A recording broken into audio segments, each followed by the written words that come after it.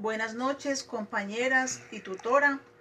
Mi nombre es Silvia Ortiz Cardona, soy estudiante de la UNAD Psicología y este video que estamos grabando sirve de insumo para esta fase del trabajo con respecto a psicobiología. En este momento quiero hablarles acerca de la depresión. La depresión es una enfermedad sistémica que tiene distintas características. Unas de estas son la tristeza, el llanto, los trastornos en los ciclos del sueño, el mismo estado de bajo de ánimo para realizar las actividades, la baja energía. Todos estos factores pueden ser endógenos o exógenos. Endógenos cuando tienen que ver con la parte biológica, con la parte de la genética, y los exógenos tienen que ver con la pérdida del empleo, con una pérdida de un ser querido, con un duelo o también con la pérdida del empleo. Lo importante es entender que en nuestro cerebro los neurotransmisores se encargan de mantener unos niveles altos para estar alegres, animados, con optimismo y con ganas de hacer las cosas. Pero cuando los neurotransmisores como la serotonina, la dopamina y la noradrenalina son bajos, entonces estos influyen en que nosotros vamos cambiando las conductas y nuestro estado de ánimo.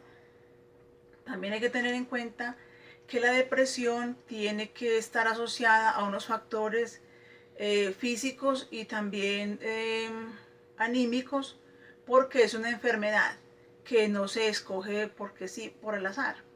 Uno no elige estar deprimido, uno no elige una enfermedad así, de igual manera como cuando hablamos de del azúcar en la sangre, por ejemplo. Entonces, esa enfermedad de la depresión ataca todo nuestro organismo y es sistémica.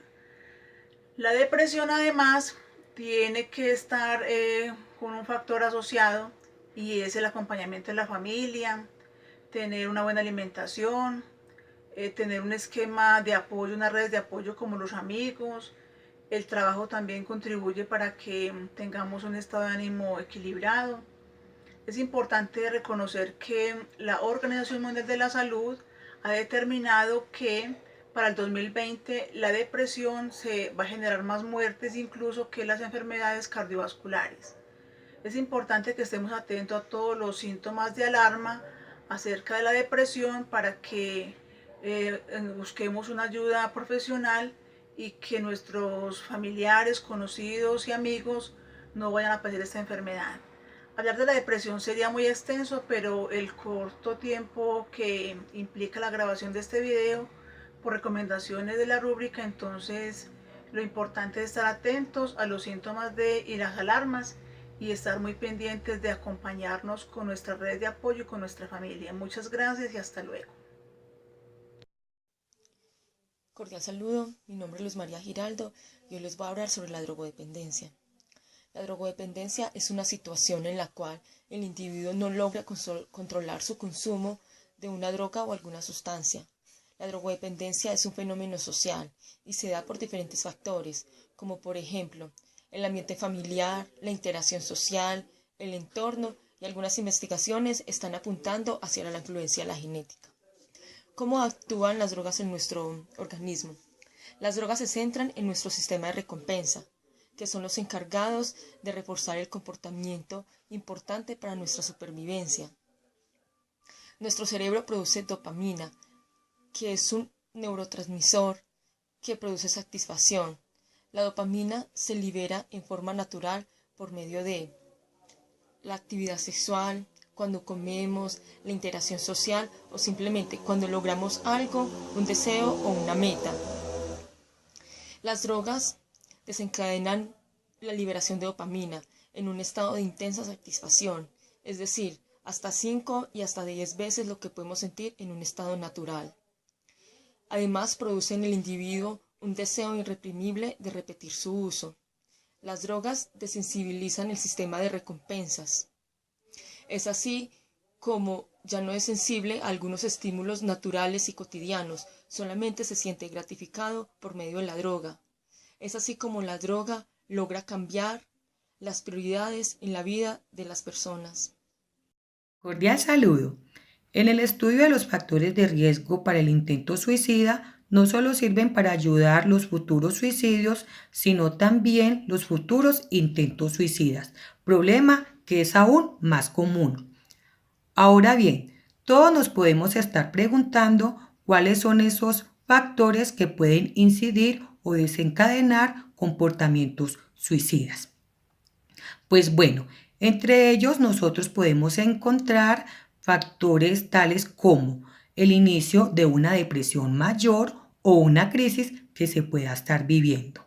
También estudios han demostrado cómo biológicamente los comportamientos suicidas también pueden ser transmitidos.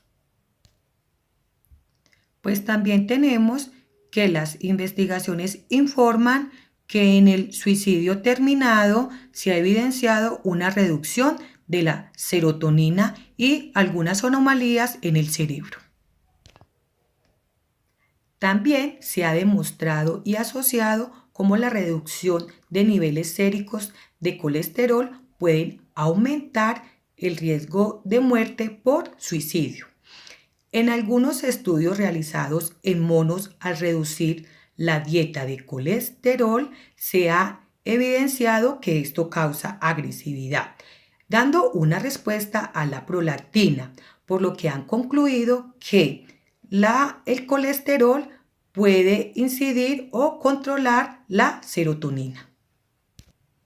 Se ha establecido además que el abuso de sustancias como el consumo de alcohol y el cigarrillo causa suicidio desproporcionado en pacientes deprimidos.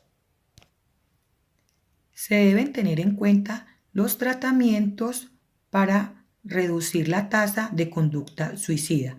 Entre ellos tenemos evitar tener armas de fuego en casa, acceder a puentes elevados, vigilancia clínica, informar a la comunidad o en algunos casos hospitalización. También hay recursos como la farmacoterapia, que es el uso de antidepresivos, y también la psicoterapia, llamada también como la terapia de la conducta dialéctica. Y recuerde que los factores de riesgo de comportamientos suicidas se dan a temprana edad. Mil gracias. Y hasta pronto. Buen día.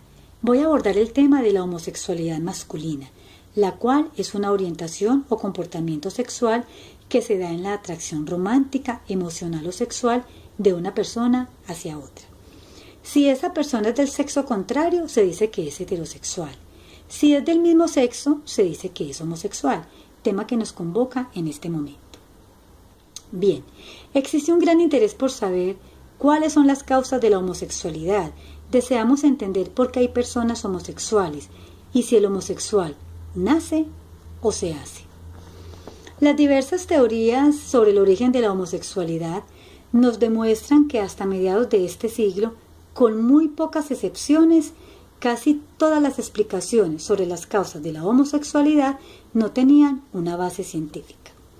La mayoría suponían que la heterosexualidad era lo único natural y bueno, considerando que estas supuestas desviaciones eran debidas a la actuación de fuerzas malignas o bien como algo que se daba en personas pecadoras que libremente elegían ser malas o perversas. El interés no es solo social, sino también científico. Esto lo confirma la gran cantidad de estudios hechos por diferentes disciplinas. En el caso de la psicobiología, hay varias explicaciones que tratan de abordar el origen de la homosexualidad basados en factores de naturaleza orgánica. Es así como se encuentran las que ponen el énfasis en factores genéticos, las que destacan el papel de las hormonas como elementos predisponentes de la futura orientación sexual, y aquellas que pretenden demostrar la existencia de diferencias estructurales en el cerebro de homosexuales y heterosexuales. Por otro lado, no hay evidencia sustancial que sugiera que la crianza o las experiencias de la infancia temprana tengan un papel en lo que respecta a la orientación sexual. El entorno compartido o familiar no tiene ningún papel para los hombres y un papel menor para las mujeres. Pese a que algunas personas creen que la actividad homosexual es contranatural, La investigación científica ha demostrado que la homosexualidad es un ejemplo de una variación normal y natural en la sexualidad humana. Y no es en sí misma una fuente de efectos psicológicos negativos. La mayoría de las personas experimentan poco o ningún sentido de elección acerca de su orientación sexual y no hay pruebas suficientes para apoyar el uso de intervenciones psicológicas para cambiar la orientación sexual. No obstante, no se han encontrado factores psicosociales que estén relacionados con la condición de homosexualidad en los hombres. Bien, en mi concepto, la reflexión que hago frente a este tema es que tanto la homosexualidad, la heterosexualidad y en general la sexualidad humana es algo muy complejo y que aún está en investigación. Bueno, hasta otra oportunidad. Muchas gracias. Buenas noches, mi nombre es Lizeth Morales y voy a hablarles de violencia. Existe una íntima relación entre ira y violencia, dado que la segunda es una actividad física desencadenada por la cólera, que es fruto de la ira, que es una emoción que ha activado el sistema nervioso y por tanto la conducta humana.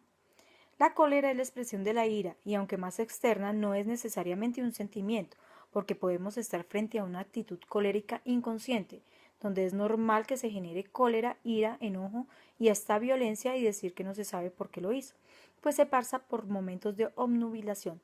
También está el enojo, pero esta se encuentra en un plano consciente y la persona puede optar por irse. También es posible que un estado de ánimo se dé por causas biológicas, déficit de serotonina, exceso de testosterona, descarga de adrenalina. La frustración a veces es la responsable de la ira, pero es un sentimiento. El miedo es una emoción negativa a causa de las experiencias. Los ataques de cólera como manifestación externa de la ira pueden ir atados a la violencia física o psíquica, maltrato físico, psicológico o verbal. Puede ser que se den por razones de peso como que reciban un maltrato o injusticia, o puede que no sea así y solo puede interpretar como si fuera un ataque. Existen dos casos de maltratadores violentos. Los sujetos normales que tienen en su mente el modelo de una mujer, pero la mujer de la vida real no se ajusta a lo que él espera, muchas veces por machismo aprendido o social, y esperan que esa mujer sea sumisa y obediente. Y al no ser así, la atacan pretendiendo que ella haga lo que el hombre machista espera de ella, buscando educarla. Y está el psicópata, que es más grave porque puede existir ataque sexual y hasta la muerte. Estos sujetos son incapaces de tener sentimientos y de ponerse en lugar de los otros. Lo que vemos, oímos y gustamos o tocamos se produce desde los sentidos y va hacia el tálamo, que es el centro de recepción cerebral. Una parte se dirige a la amígdala, que es un pequeño núcleo ubicado en la zona que denominamos sistema límbico y que es quien rige las emociones. Otra parte de la sensación perceptiva se dirige al neocórtex o zona que pertenece al plano de lo consciente o racional. La respuesta de la amígdala es rápida, aunque emotiva e inconsciente, pero a veces puede salvarnos del peligro. Y la respuesta del neocórtex, en cambio, será consciente y razonada y más segura. Pero la amígdala se nombró como el centro neurálgico capaz de enlazar percepción y acción sin pasar por el neocórtex. Es allí donde ocurre el aprendizaje del miedo condicionado, donde un individuo, por algún estímulo externo o condicional, aprende una reacción que casi siempre se hace más fuerte. Para concluir, es bueno decir que en la mayoría de los casos son los hombres los violentos y quienes maltratan a sus mujeres, pero también existen casos de hombres que son maltratados por sus mujeres. No se sabe si son pocos los casos o quizá es el temor a la burla lo que no permite que ellos lo digan con más frecuencia. Muchas gracias y buenas noches.